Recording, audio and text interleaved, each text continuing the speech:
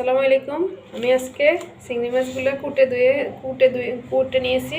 এখন ধুয়ে নিব, তারপরে হলুদ মরিচ আর লবণ মাখাই নিব। এই যে মাছটা আমি ধুয়ে নিছি, এখন ম্যারিনেট করে নেব। তার জন্য লবণ নিয়েছি,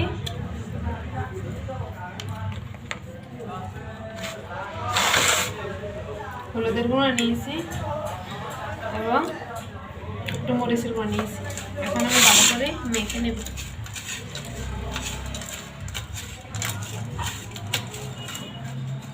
এখন আমি ভেজে নিব। আমি যে কড়াই ভাজবো, এখানে একটা তেলের কড়াইটা বসিয়ে দিচ্ছি।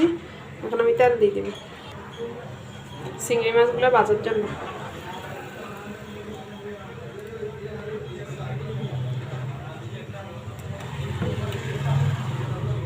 আমার এই যে চিংড়ি মাছগুলো এখন আমি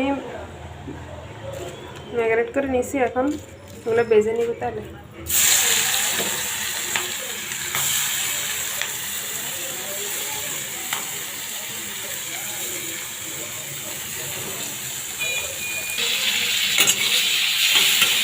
তাহলে একটু মচমচ করে ভেজে নিব চিংড়ি মাছগুলো।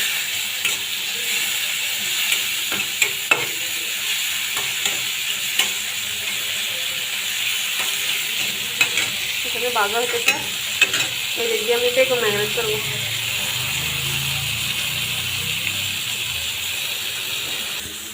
এদিক দিয়ে আমি বেগুন, হলুদ আর লবণ মেখে রেখে দিয়েছি। এগুলো আমি চিংড়ি মাছের পরে ভেজে নিচ্ছি।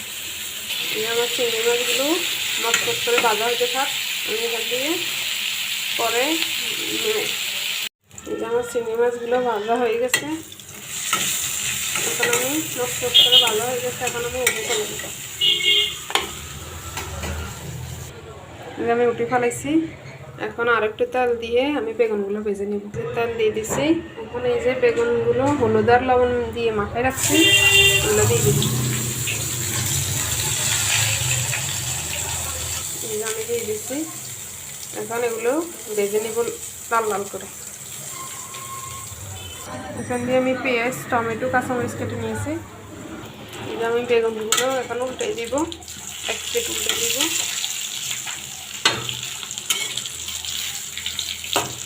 এক প্লেট হয়ে গেলে আমি এগুলো উঠে ফেলব। আমার বেগুনগুলো ভাজা হয়ে গেছে,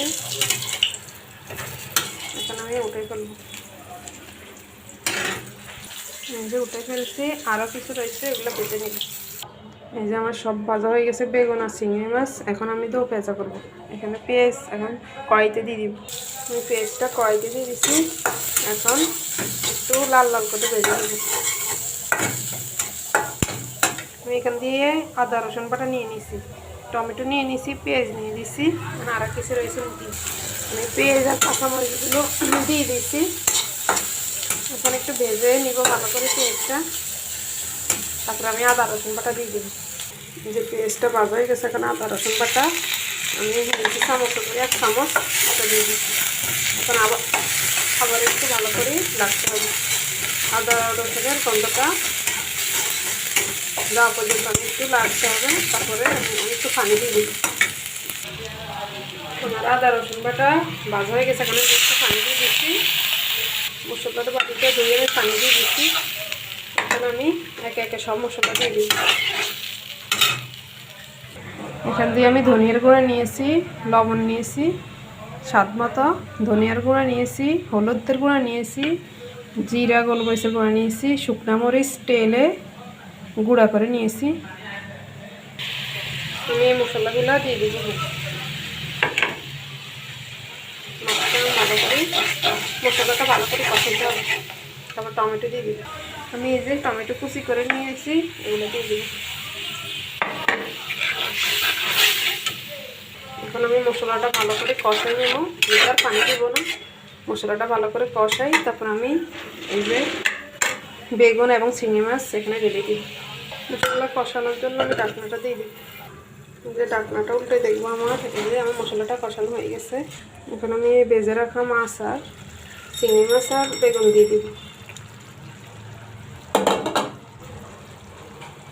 এখান দিয়ে আমি ধনিয়া কেটে ধুয়ে পরিষ্কার করে নিয়েছি। এখানে মশলার সাথে এগুলো মিক্স করে নিব।